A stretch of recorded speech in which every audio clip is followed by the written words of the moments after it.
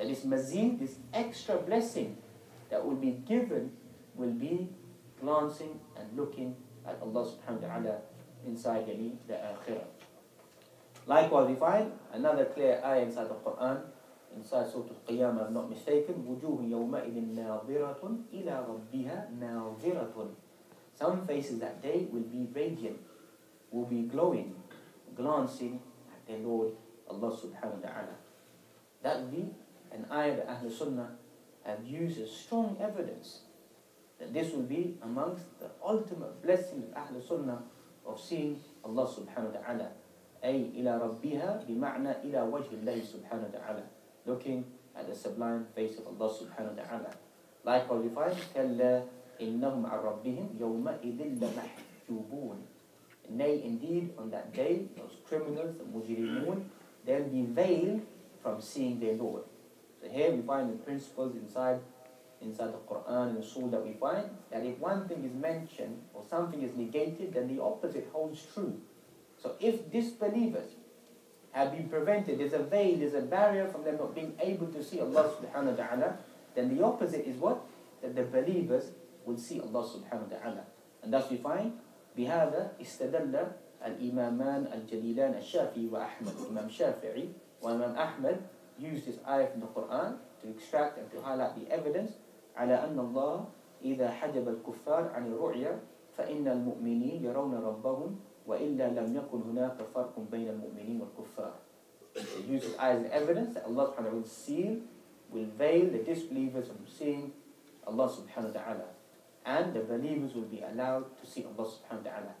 If there is no difference, then there is no difference between a believer and a disbeliever. There has to be something special which is given to the believers, which is above the believers. And that's what the Qur'an mentions, أَفَنَجْعَلُ الْمُسْلِمِينَ كَالْمُجْرِمِينَ مَا لَكُمْ كَيْفَ تَحْكُمُونَ. Are we going to make people who submit, people who are pious individuals, to be like the people who disbelieve in Allah subhanahu wa ta'ala? Are we going to make those individuals who are muttaqun, kal-fujjar, pious individuals are rebellious and criminals? Is that the criteria that the Qur'an follows? Is that the criteria of Allah subhanahu wa ta'ala? Kalla. The criteria of Allah subhanahu wa ta'ala is totally different. The dunya may get it wrong, people may get it wrong, but Allah subhanahu wa ta'ala sees all the exertion, all the efforts, all whatever the obedience, the disobedience it may be, and Allah subhanahu wa ta'ala will duly give that reward and recompense to all or every single individual. Likewise, we find from amongst the prophetic traditions, talking about the meeting or seeing Allah subhanahu wa ta'ala, the ahadith are mutawatira in nature. There are many ahadith, numerous ahadith, various ahadith narrated by various companions that we find. It's difficult to attribute any type of falsehood or to question these ahadith, because we narrated in such a vast number that for someone who's trying to question these ahadith, the only thing that some people begin to do is we're going to touch upon slightly, people begin to make ta'weel, begin to reinterpret the ahadith or take it away from its real meaning and say that this word means this or this word means that. They cannot actually negate the ahadith because they know the authenticity is very, very strong, narrated from a large portion, a group of companions.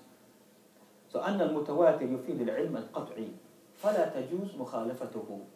Any hadith which we narrated mutawatir and numerous companions, companions upon companions, and group to a group to another group, etc., it is impossible to attribute that these ahadith contain any lie or fabricated or whatever it may be. So this is something we should place in our mind, that some people try to begin to dissect even a hadith in mutawatir or ahad in nature and say that we don't take a hadith which are ahad. With this incorrect stance, this dissection is only for ulama, that when they begin to dissect a hadith, they write the various grades and whatever it may be. You never find the khatib will come and say فَأَنَّ هَذَا الْحَدِيث مُتَوَاتِرٌ وَيَرْوِي الْحَدِيث.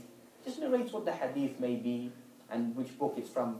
That's all that concerns the awam. These are technical studies. And so people begin to take these ahadith and say, well, we don't take aqa'id based upon hadith ahad. It's not definite knowledge. And this doesn't concern the awam. A hadith ahad are to be taken in aqa'id, wal amal, wal af'al, in everything. Irrespective of the hadith is mutawatir ahad, and we should take whatever hadith as long as authenticity has been proven. Likewise, we find before some of those hadith, a magnanimous work, in many works of aqa'id or aqidah been written by ulama of Ahl Sunnah, and they place chapters about meeting or seeing Allah subhanahu wa ta'ala. And amongst those books which have been written is Ibn Qayyim al-Jawziyah's An-Nuniyah. He wrote a whole thousands of lines of poetry talking about the creed of Ahl Sunnah. They become famous and known as Qasida An-Nuniyah. The poems based upon the letter Nun. That's where you find lines of poetry, a-Mimiyah, a-Siniyah, al-Ha'iyah, all different letters that you find. Because why? The final word of each line of poetry ends with that letter. So maybe you could say a few lines of poetry ending with the letter Nun, maybe 5 lines, 10 lines. If you go back and look at this work, literally 1,000 lines more of every single word ending with Nun. It's a masterpiece. It's remarkable. And the various shuruhat have been written, one by Sheikh Salih al-Fawzan in 3 volumes, likewise Sheikh Uthaymeen, I don't know if it's ever been completed. But this is a masterpiece in Aqidah, in 3 volumes. In there, he mentions certain lines of poetry talking about in a section about seeing Allah subhanahu wa ta'ala. We'll just mention these just to alleviate the atmosphere and give us some spirituality, as they say, of what Ibn Qayyim al-Jawziyah he wrote.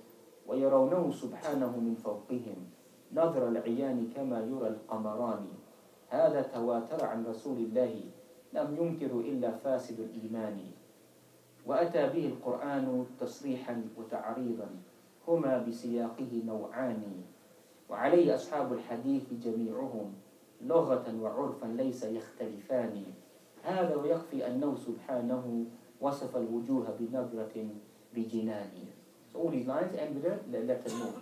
So basically, in a nutshell, he's highlighting that this is that Allah subhanahu wa ta'ala has mentioned that the believers, in the hadith that we find, the believers will get to see Allah subhanahu wa ta'ala like you see Qamarani. Qamarani here can become the meaning of the sun and the moon. We're going to come to the hadith. The people will be able to see Allah subhanahu wa ta'ala just like you see the moon on a clear night, without any clouds, without any distraction. This is the creed of Ahlul Hadith that we find. Ahlul Hadith not today. Ahlul Hadith really mean Ahlul Hadith without any respect to Ahlul Hadith. This is the way, lughatan wa urfan, the way of linguistically and collection, that they have this. All of them are unanimous that the believers will get to see Allah subhanahu wa ta'ala on the day of judgment. And likewise we find the Prophet Muhammad making this application, وَأَسْأَلُكَ لَذَّةَ النَّظْرِ إِلَى وَجْهِكَ الْكَرِيمِ. I ask you to give me that delight or that blessing of being able to see your noble face on that day. وَشَوْقَ إِلَى لِقَائِكَ. And that desire to meet you on that day is amongst the supplications of the Prophet Muhammad مِنْ غَيْرِ ضَرَّاءٍ مُضِرَّةٍ وَلَا فِتْنَةٍ مُضَلَّةٍ in the Musnad of Imam Ahmad. You need to facilitate all of that to make that possible and easy for the individual to see Allah subhanahu wa ta'ala on that really blessed day, which we mentioned would be the ultimate blessing for Ahl Sunnah. As for some of these ahadith that we find, ما ثبت عن الصحيحين عن أبي هريرة رضي الله تعالى عنه, involved in the Sahih of Imam Bukhari and Muslim, that the people say, أن الناس قالوا يا رسول الله هل نرى ربنا يوم القيامة. Are we going to see our Lord, our Creator, on the day of judgment? فقال عليه الصلاة والسلام هل تضامون في رؤية القمر ليلة البدر. Do you find any difficulty in seeing the moon on the night of Badr? Night of Badr carrying the meaning of Ayyam al-Bid, the 13th or 14th or 15th. Do you find any difficulty in being able to visualize the moon in the sky? And obviously there's no قالوا لا يا رسول الله, there's no difficulty in being able to visualize the moon on an empty night. So likewise, there will be no difficulty in that day to visualize Allah subhanahu wa ta'ala, that the believers will be able to see Allah subhanahu wa ta'ala.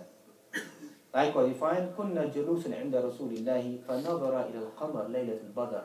One day he was sitting with the Prophet Muhammad and he was glancing, looking at the full moon. And he said, إنكم ترون ربكم كما ترون هذا لا تضامون في رؤيته. Just like today you can see the full moon, today you can visualize it today, likewise at the day of judgment you'll be able to visualize the Lord Allah subhanahu wa ta'ala. And obviously we take these ahadith ala zahiriha.